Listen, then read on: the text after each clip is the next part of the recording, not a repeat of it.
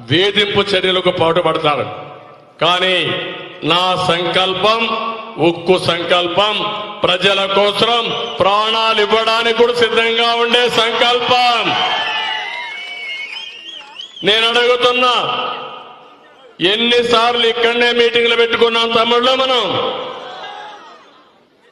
ఇదే తుగ్లక్ జగన్, ఇదే సైకో జగన్ ఇక్కడే మీటింగ్ పెట్టాడా లేదా? అపోజిషన్ వచ్చినప్పుడు పెట్టాడా లేదా? రాలేదా? గుడిపల్లికే రాలేదా? ఓకే, గుడిపల్లికే రాలేదు. కానీ ఏ నాయకుడు వచ్చినా మనం ఇక్కడే మీటింగ్లు పెట్టామనా కాదా? అలాంటి ప్రదేశంలో మీటింగ్ పెట్టకూడదన్నారు.